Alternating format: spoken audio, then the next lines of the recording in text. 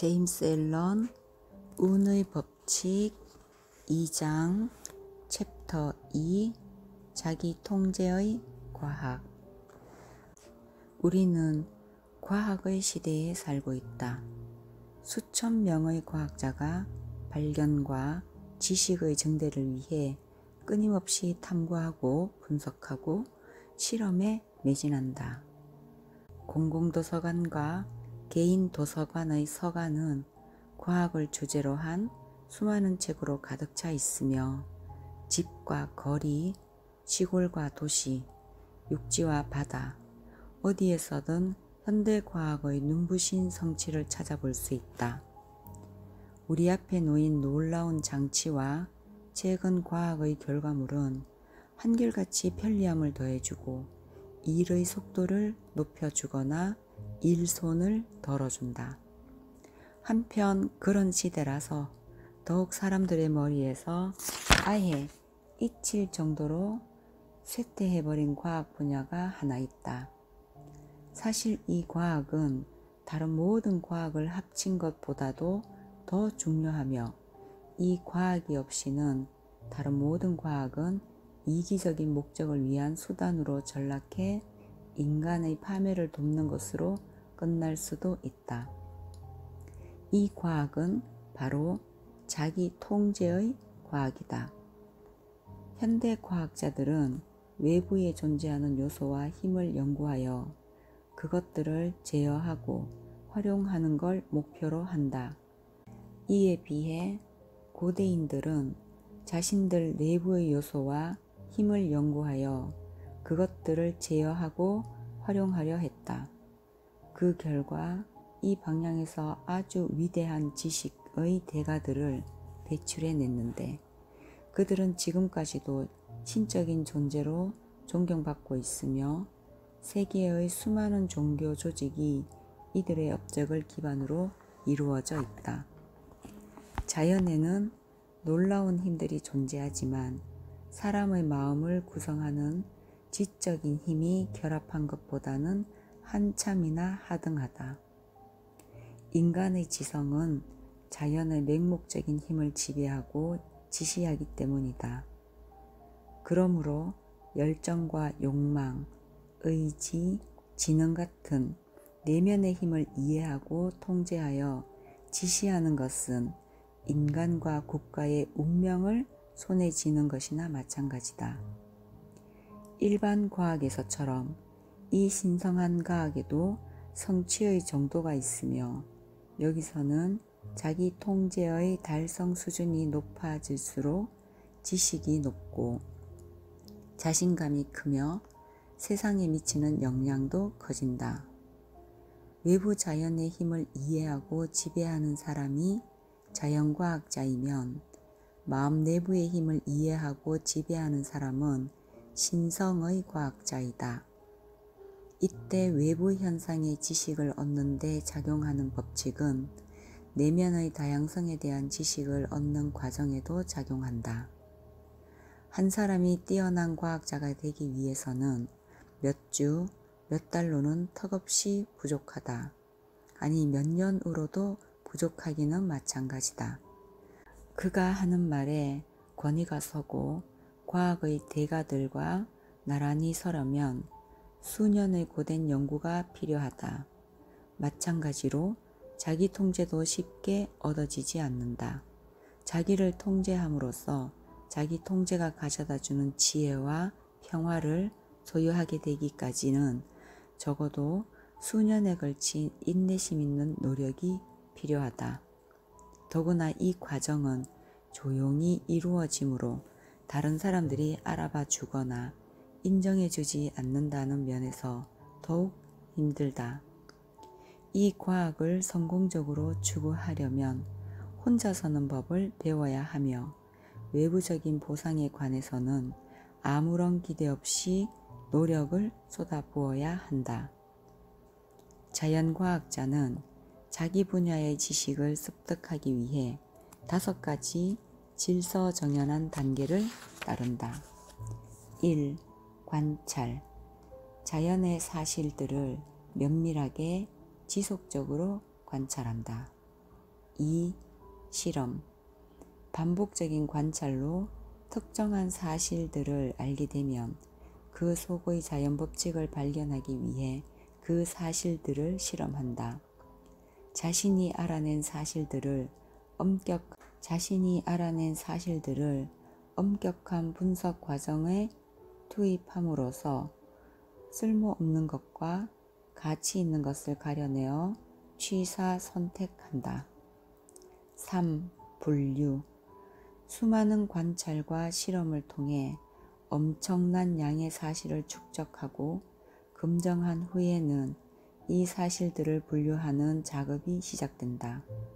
사실들을 지배하고 규제하며 묶어주는 근본적인 법칙, 즉 숨겨진 통합 원리를 발견할 목적으로 그것들을 질서 있는 그룹으로 배열하는 것이다. 4.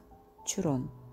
앞 단계를 바탕으로 얻은 사실과 결과에서 불변의 작동 방식을 발견하고 이를 통해 사물에 숨겨진 법칙을 밝혀낸다. 5. 지식. 법칙을 증명하고 확립했으므로 비로소 안다는 말을 할 수 있는 단계에 이른다. 이제 그는 과학자, 즉 지식의 소유자이다. 과학 지식의 획득은 비록 훌륭하기는 하지만 그것으로 끝이 아니다. 인간은 자신을 위해서만 지식을 얻지 않으며 지식을 가슴속 은밀한 곳에 숨기지도 않는다. 지식의 마지막은 사용하는 것, 봉사하는 것, 세상의 평안과 행복을 늘리는 것이다. 그래서 누군가가 과학자가 된다는 건 지식으로 세상을 이롭게 하고 노력의 결과를 인류를 위해 아낌없이 베푼다는 의미가 된다. 즉, 지식 너머에는 사용이라는 단계가 더 있다는 것이다. 이 단계는 자신이 얻은 지식을 바르고 사심없이 사용하는 단계, 공공의 안녕을 위해 발명의 지식을 적용하는 단계이다. 중요한 것은 위에서 말한 과정을 순서대로 밟아야 한다는 것이다. 이 단계 중 어느 하나라도 누락시키면 과학자는 될 수 없다. 예를 들어 체계적인 관찰이라는 첫 단계가 없이 자연의 비밀에 관한 지식의 영역에 발을 들여놓을 수조차 없다. 처음에는 지식을 탐구하는 사람 앞에 사물의 거대한 우주가 펼쳐져 있다. 그는 이 사물들을 이해하지 못한다. 실제로 그중 많은 것들이 서로 화해할 수 없을 정도로 반대되어 보이고 혼란스럽기만 하다. 그러나 이 5과정을 끈질기게 열심히 통과하다 보면 질서, 자연, 사물의 본질이 보인다. 또한 그것들을 조화로운 관계로 한데 묶는 중심 법칙 또는 여러 법칙을 깨달으면서 혼란과 무지의 마침표를 찍게 된다. 자연과학자뿐 아니라 신성의 과학자도 마찬가지다. 그도 똑같이 희생적인 노력으로 5단계를 완수해야 하며 과정을 완수한 결과로 자기 인식, 즉 자기 통제를 이룰 수 있다. 이들이 거치는 5단계는 자연과학자의 경우와 같지만 그 과정은 거꾸로다. 신성의 과학자들은 외부의 사물을 중심에 맞추는 것이 아니라 마음 그 자체로 방향을 돌린다. 탐구가 사물이 아닌 마음, 자기 자신의 마음의 영역에서 이루어지는 것이다. 신성한 지식을 탐구하는 사람이 처음 맞닥뜨리는 것은 욕망, 열정, 감정, 생각, 개념이 한때 뭉친 덩어리다. 신성의 과학자들은 이것을 나라고 부르는데 나는 모든 행동의 이유가 되며 삶은 나를 기반으로 영위된다. 보이지 않는 강력한 힘의 조합이라고 할 나 앞에서는 혼란스러울 수밖에 없다. 일부는 명백히 서로 직접적으로 충돌하며 맞서고 있어 화해의 여지나 희망이 전혀 보이지 않는다. 게다가 그의 마음 그리고 그의 마음에서 나오는 그의 삶 또한 다른 많은 이들의 마음이나 그들의 삶과 전혀 공평한 관계를 맺고 있는 것 같지 않다. 전체적으로 그는 탈출하고 싶은 고통과 혼란의 상태에 놓여 있다. 그렇게 신성의 과학자는 자기가 무지한 상태라는 걸 날카롭게 깨닫는다. 무지를 인식하고 나면 지식에 대한 욕구가 생기기 마련이다. 그렇게 자기 통제를 시작하는 초보자는 5단계로 이루어진 길로 들어서서 높은 곳을 향해 오르기 시작한다. 첫 단계는 자기 성찰이다. 자연과학자의 관찰에 해당한다.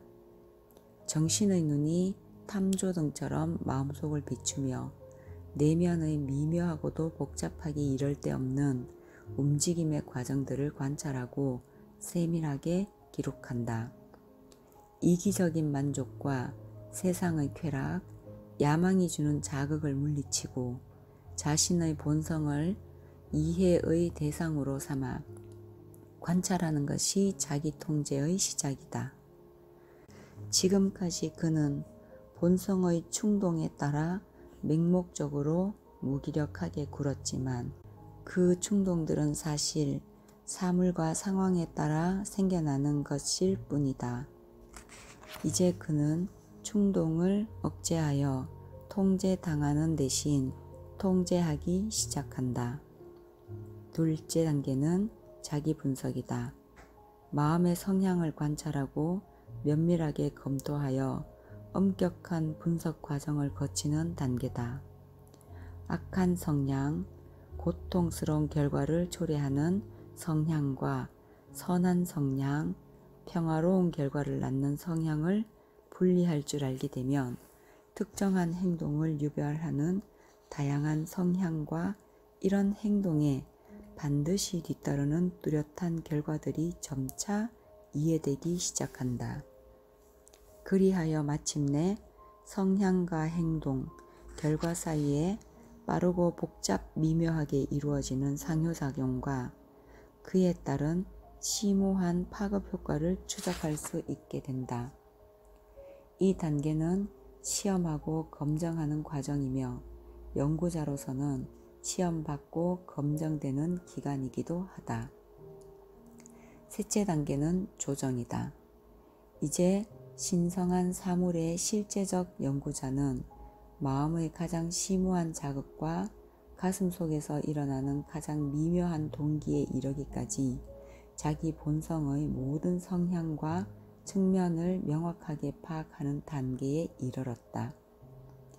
마음의 어느 지점, 어느 구석도 그가 자기 성찰의 빛으로 탐구하고 밝혀내지 않은 곳은 없다. 그는 자신의 약점과 이기적인 지점, 강점과 덕성스러운 특성을 낱낱이 알고 있다. 대개 남이 우리를 보듯 우리 자신을 볼 수 있는 걸 최고의 지혜로 여기지만 자기 통제의 실현자는 이것을 훨씬 넘어선다. 남이 자신을 보듯 자신을 볼 뿐만 아니라 있는 그대로의 자신을 보는 것이다. 그리하여 그는 자신과 정면으로 얼굴을 마주보고 서서 어떤 은밀한 잘못으로부터도 달아나 숨지 않고 더는 쾌락적인 유희에 빠져 방어적으로 굴지 않으며 자신 또는 자신의 힘을 과소평가하거나 과대평가하지 않고 자기 칭찬이나 자기 연민을 함부로 떠들지 않으며 다만 앞에 놓인 과업의 크기를 전체적으로 파악한다. 그는 자기 통제의 정점을 미리 내다보고 거기까지 가려면 뭘 해야 하는지 알고 있다. 그는 이제 혼란 상태를 벗어났으며 사유세계에서 작동하는 법칙들을 엿볼 수 있게 되었고 자신의 마음을 이 법칙들에 맞추어 조정할 수 있게 되었다. 이것은 잡초를 뽑고 나닷을 가려내어 깨끗이 다듬는 과정이다. 농부가 잡초를 솎아내어 밭을 갈고 농사를 준비하듯이 연구자 역시 마음에서 악의 잡초를 뽑아내고 깨끗하게 정화하여 잘 정돈된 삶의 수확을 가져다 줄 바른 행동의 씨앗을 뿌릴 준비를 하는 것이다. 넷째 단계는 정의이다. 그는 사고와 행동을 조정하여 고통과 즐거움, 불안과 평화, 슬픔과 행복을 만들어내는 정신활동의 작은 법칙들을 따르게 되었으며 이제 이러한 법칙들 가운데 위대한 중심법칙, 즉 자연계의 중력법칙처럼 정신세계의 중심법칙인 최고법칙이 존재한다는 것을 알게 된다. 모든 생각과 행동이 이 최고법칙에 종속되고 이 법칙에 따라 규제되며 적절한 범위를 넘어서지 않는다. 이것이 정의 또는 의로움의 법칙이며 보편적인 최고 법칙이다. 이제 그는 이 법칙을 따른다. 외부 사물의 자극에 이끌려 맹목적으로 생각하고 행동하는 게 아니라 생각과 행동을 이 중심 원리에 종속시킨다. 더는 이기적으로 굴지 않고 옳게 행동한다. 옳은 것이야말로 보편적이며 영원하기 때문이다.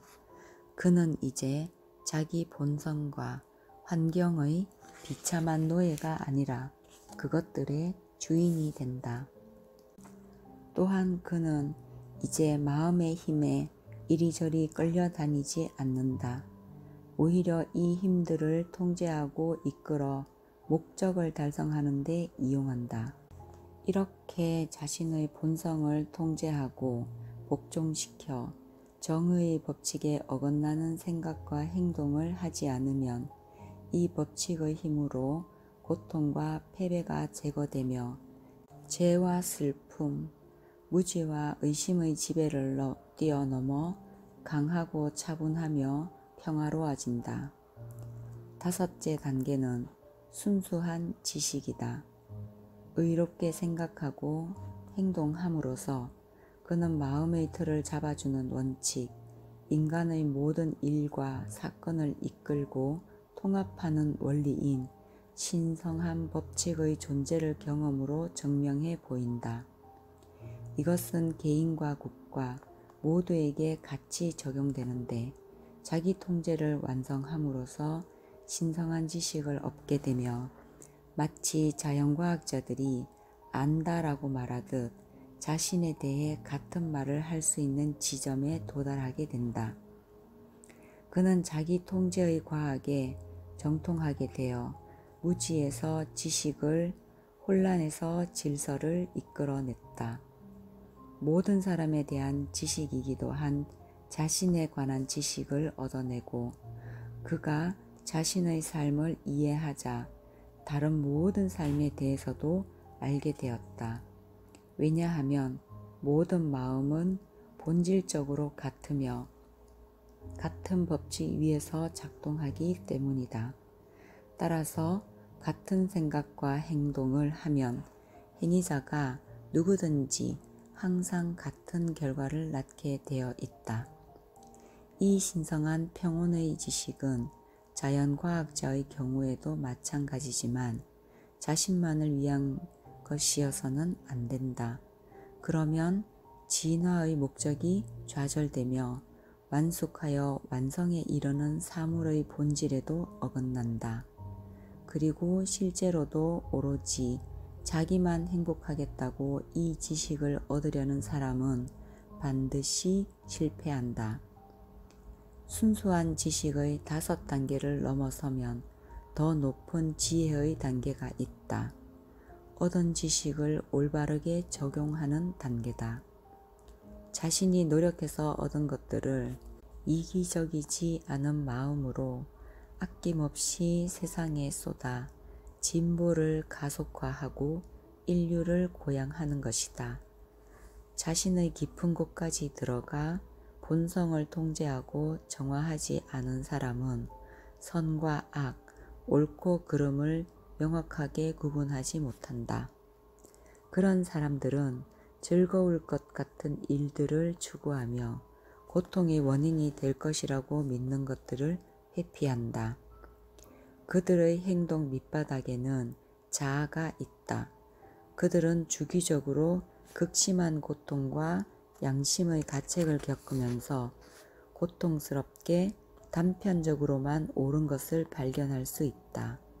그러나 5과정을 통과하여 5단계의 성장을 이루고 자기 통제를 실천하는 사람은 우주를 지탱하는 도덕 법칙에 따라 행동할 수 있는 지식을 얻게 된다.